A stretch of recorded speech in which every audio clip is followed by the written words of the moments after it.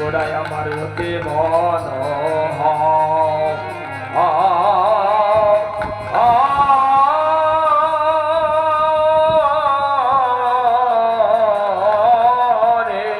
শয়নে শোভারে বাদায় যায় গো ও বেছে বিচিত্র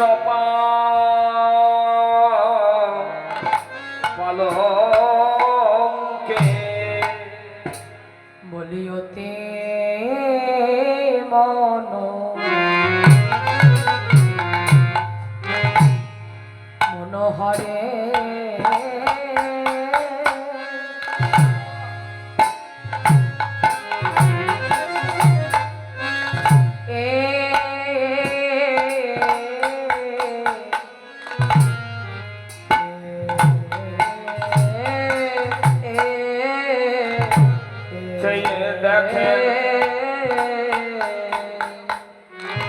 চেয়ে দেখে না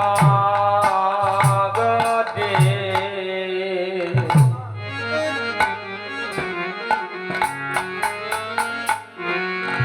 আহায়তে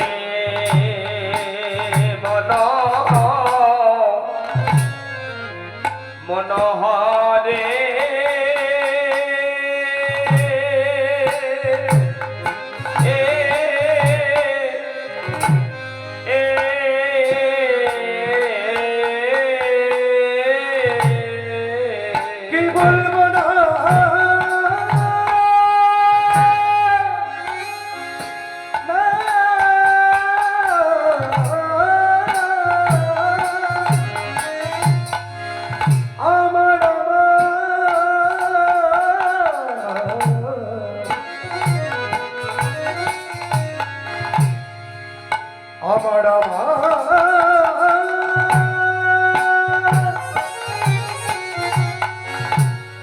মহাপ্রভুর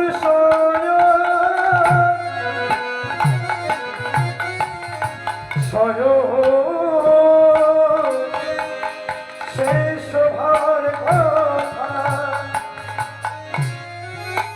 আহগদয়া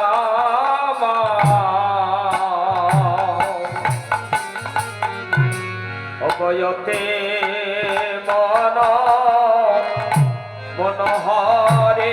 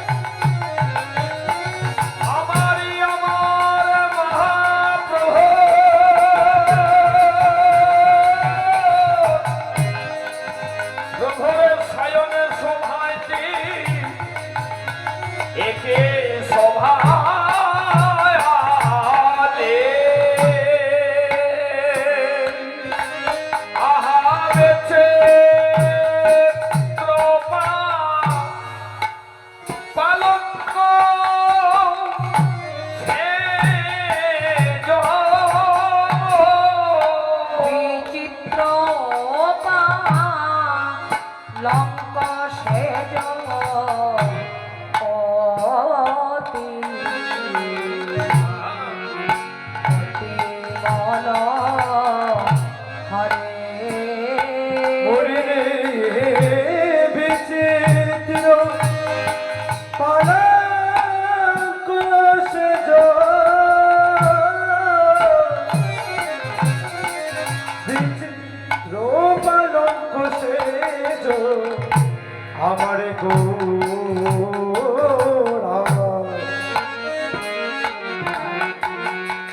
ওরা আমার কি মন হরে আহা কি না শোভা হয়েছে বিনা শোভা হয়েছে না শোভা হয়েছে আহা কিনা শোভা হয়েছে আমার মহাপ্রভু শয়ন কক্ষ কি না শোভা হয়েছে আমার মহাপ্রভুর শয়নে কক্ষ কিনা শোভা হয়েছে আমার মহাপ্রভুর শয়ন কক্ষ কি না শোভা হয়েছে মহাপ্রভু শয়ন কক্ষ আহা দেখলে নয়ন জোড়ায় যা মহাপ্রভুর শয়নে কক্ষ দেখলে নয়ন জুড়ায় আমার মহাপ্রভুর শয়নে কক্ষ দেখলে নয়ন জুড়ায়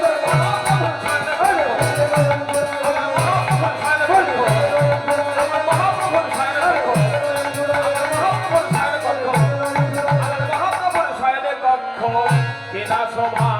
হয়েছে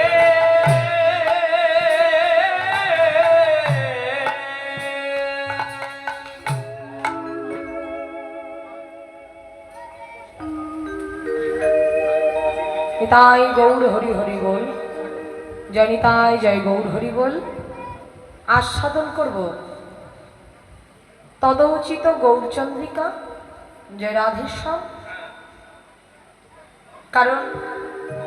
গৌরলীলা আস্বাদন না করে আমরা কেউই বৃন্দাবনে প্রবেশ করতে পারবো না জয় নিতাই জয় গৌর হরি বল কারণ শাস্ত্রে বলছেন চারিবিদ সরদর্শন পড়িয়া যে জন সে যদি আমার গৌরাঙ্গ নাহি ভজি বৃথা তার অধ্যায়ন লোচন বিহীন জন দর্পণে অন্ধে কিবা কাজে যদি একজন ব্যক্তি অন্ধ হয় অর্থাৎ সে দেখতে পায় না দুই নয়নে তার সম্মুখে যদি বাবা একটি আয়না রাখা যায় সে কি নিজের বদনটা দেখতে পাবে পাবে না কেন পাবে না কারণ তার দেখবার নয়ন নাই অর্থাৎ দুটি নয়ন তার অন্ধ নিতাই গৌর হরি বল হরিবল হরিবল শাস্ত্র কলম দিচ্ছেন চারি বেদ সরদর্শন অর্থাৎ চারটি বেদ আমরা অধ্যয়ন করি না কেন 18 পুরাণ 9 লক্ষ গ্রন্থ 14 শাস্ত্র আমরা সকল গ্রন্থ আদি আমরা সারা জীবন ধরে অধ্যয়ন করলাম শ্রবণ করলাম বদনে আমরা বর্ণনা করলাম কিন্তু দেখা গেল যে সেই ব্যক্তিটি সারা জীবনে কখনোই গৌর চরণ আশ্রয় করেনি তাহলে তার কি হবে না সারা জীবনের অধ্যয়ন করা বৃথা শাস্ত্র বলছে বেদ বিদ্যা দুহ কিছু নাহি জানত কিছু জানবার প্রয়োজন নাই কিন্তু সে যদি আমার গৌরাঙ্গ করে সার নয়নানন্দেতে ভনে সেই শেষ কলি জানে সর্বসিদ্ধি করকালে তার কিচ্ছু জানবার প্রয়োজন নাই না গ্রন্থ না শ্রীমদ ভাগবত কিচ্ছু না বেদ বিদ্যা কিচ্ছু জানবার প্রয়োজন নাই শুধু জানবে কি শ্রী গৌরাঙ্গের দুটি পাদ যার ধন সম্পদ সম্পদ সে শ্মশান আমার শ্রী গৌরাঙ্গের মধুর লীলা অধরে লীলা যার কর্ণে প্রবেশিলা হৃদয় নির্মল ভেল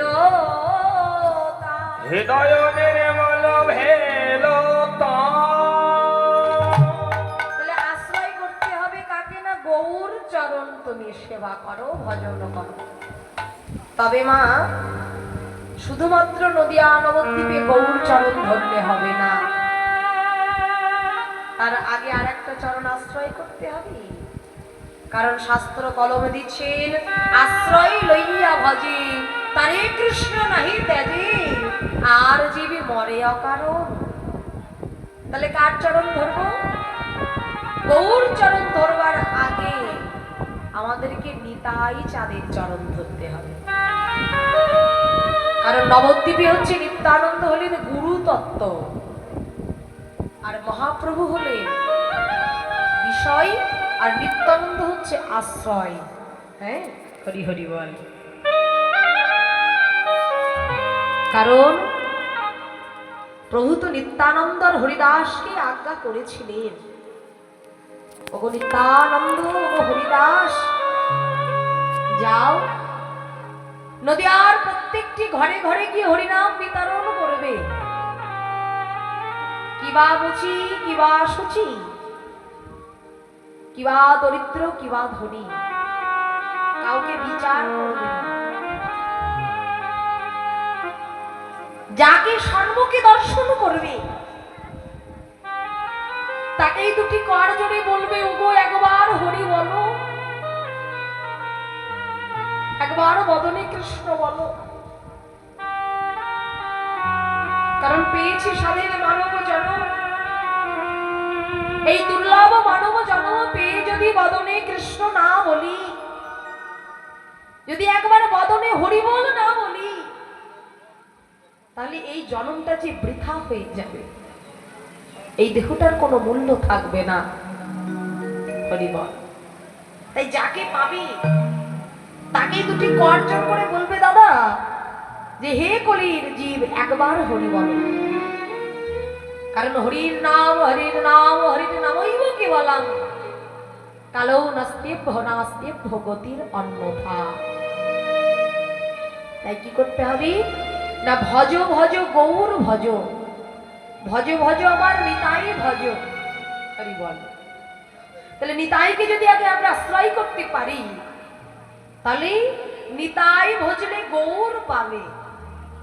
আর যদি গৌর চরণ মা তোমরা পাও তাহলে কি হবে না গৌর পেলে ব্রজে যাবে ব্রজে গিয়ে রাধা কৃষ্ণ সেবার অধিকারী হবে হরি বল হরি বল হরি বল সেবার অধিকার আগে হওয়া যায় না আগে নিত্যানন্দ চরণ আশ্রয় করো তাই আজ নদিয়া নবদ্বীপের ভাবটি কেমন না শুতি আছে গোরা চাঁদ শয়ন মন্দিরে হ্যাঁ শুতি আছে গোরা চাঁদ শয়ন মন্দিরে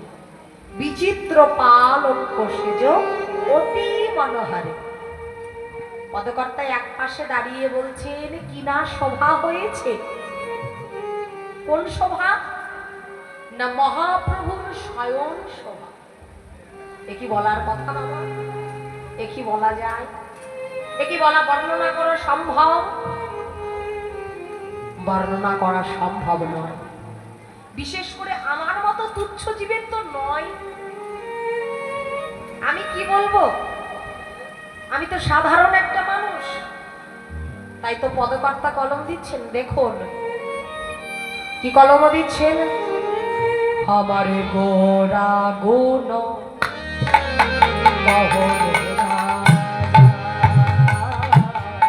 বল জয়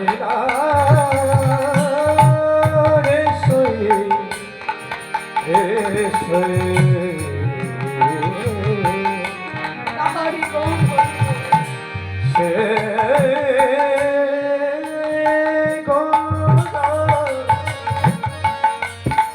বল জয়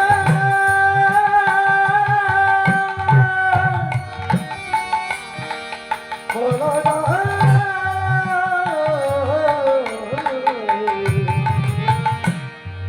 মোর গুণ অহরে রাজাই যায় গো আমারে মোরা গোন কহনে না যায় আমি এক বদনে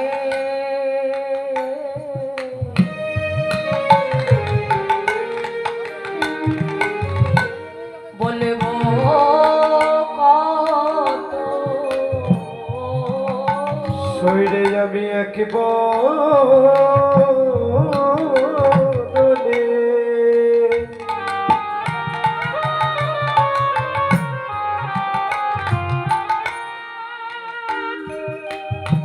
আমি বলবো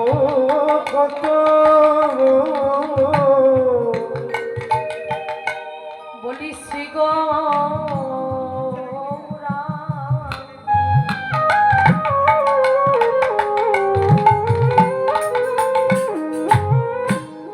গুণের কথা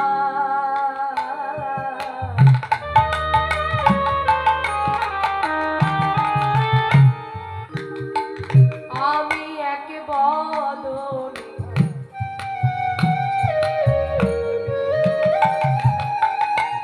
বলবো কত আমারে সে গৌরাঙ্গে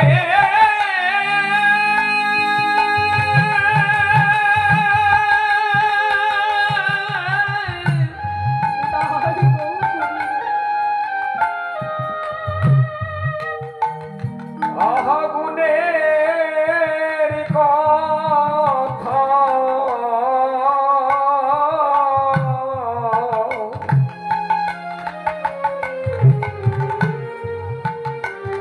আমি একে বদলে বলব কত এক বদনে বর্ণনা করার সম্ভব নয় এক বদনে বলবো কত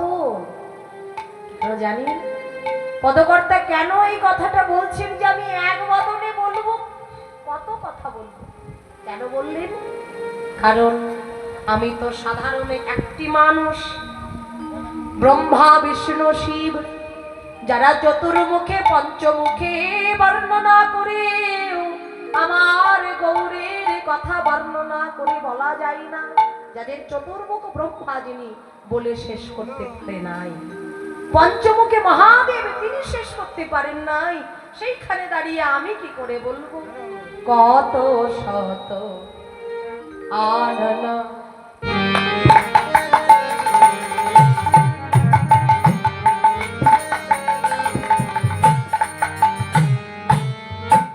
কত যত রাননা কত শত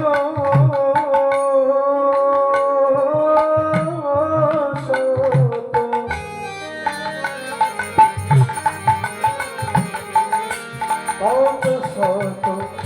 আনন্দ কত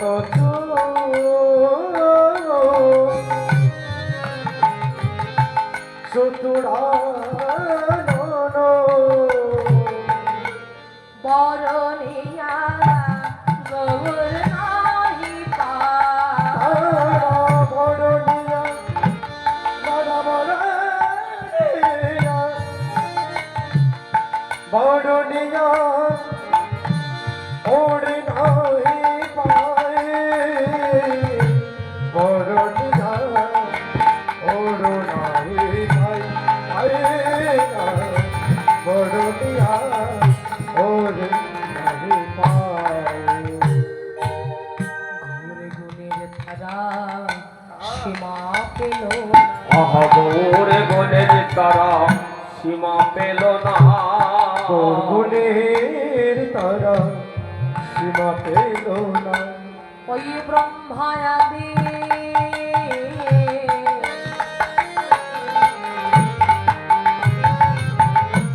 শিব গণে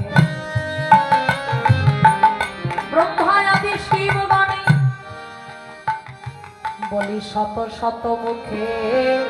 বর্ণনা আহা ব্রহ্মায়াদে শিব গানে মুখে বর্ণনা করে অব ব্রহ্মায়াদে শিব গানে শত শত মুখে বর্ণনা করে অব ব্রহ্মায়াদে শিব গানে শত শত মুখে বর্ণনা করে আহা ব্রহ্মায়াদে শিব গানে শত শত মুখে বর্ণনা করে আহা ব্রহ্মায়াদে শিব গানে শত শত মুখে বর্ণনা করে আরা গৌরে গুণে সীমা পেল না। শত শত মুখে বর্ণনা করি ব্রহ্মা মহাদেব তিনারা পর্যন্ত আমার মহাপ্রভুর গুণের কথা বলতে পারে নাই, তো আমার মতন ক্ষুদ্র জীব কেমনে বলবে? নিতাই গৌর হরি হরি বল। তথাপি পদকর্তাই এক পাশে দাঁড়িয়ে কলম দিচ্ছেন। কেমন ভাবে মহাপ্রভু আজ শয়ন কক্ষে শয়ন মন্দিরে শয়ন করে আছে, কেমন ভাবে অলসে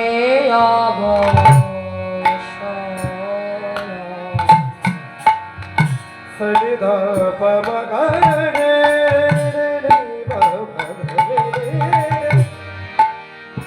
সরি পবগরে নিসা কি বলবো না করে সেই গোড়া রূপ দিয়ে আমার যে সর্বস্ব গেল অলসে অবশ্যয়ঙ্গ ও আমার গোড়া নত রায় কি কহব সেই না শোভা আহা কি কহব সেনা শোভা আমি কি কহব সেই না শোভা